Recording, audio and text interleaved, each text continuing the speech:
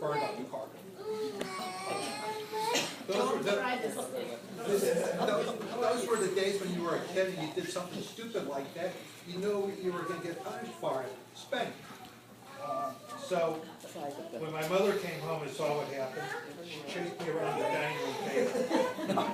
And I knew she meant business. And my grandfather heard the commotion. And he walked into the dining room, and I ran right behind him. And so he was between my mother and me. All my mother wanted to do was to teach me not to play with fire in the house. But my grandfather wasn't having any of it, so he didn't let her touch me. No wonder I loved him as much as I did. And it was a pretty cool thing to have a grandfather around to save you from your mom. Anyway, my grandfather was instrumental in my decision to become a doctor. He believed in education and a college degree. Of his 5 sons, there was a physician, an architect, and a company dentist. And the 5th son was a musician with the St. Louis Symphony. And those were back in the days where you were lucky to graduate from high school, no less to have a college degree. But from that group of professionals came many other physicians, scientists, astronomers, physicists, lawyers, and other professionals. I guess my only regret is that I never learned more about his life, especially growing up in Eastern Europe, the son of a rabbi, and what it was like immigrating to America, surviving World War I, the Depression, World War II, and how he managed to become the owner of a shoe store. My grandfather worked every day of his life until he had a stroke at the age of 84.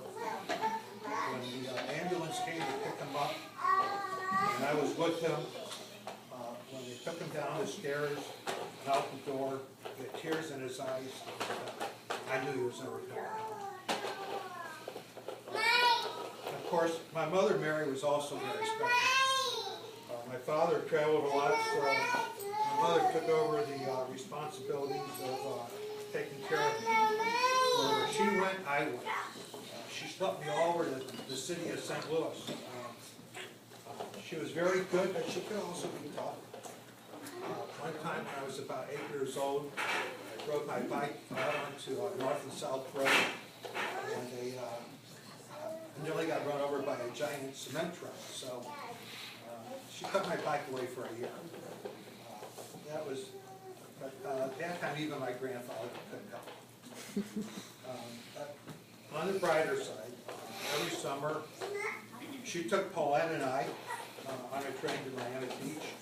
We always had stayed at a very nice hotel for the entire summer. My grandfather and father would join us when they got off work.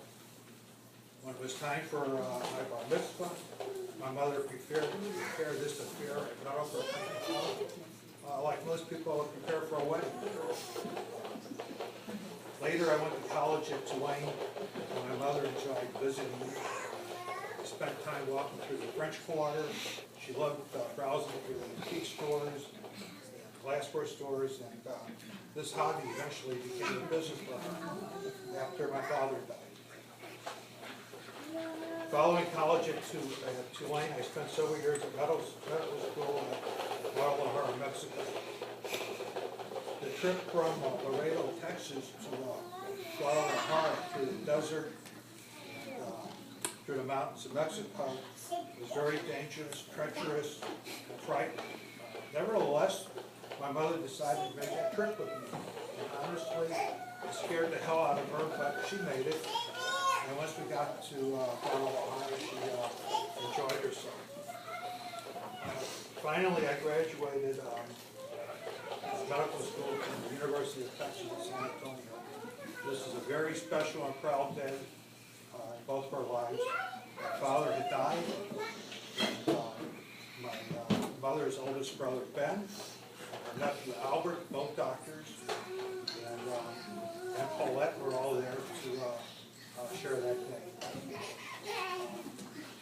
Just a couple more things about my mother. She was not religious, but she kept a very strict kosher home. She was a great cook and spent a large amount of time in her kitchen. Her recipes were in her head. After she developed Alzheimer's disease, those recipes were lost forever.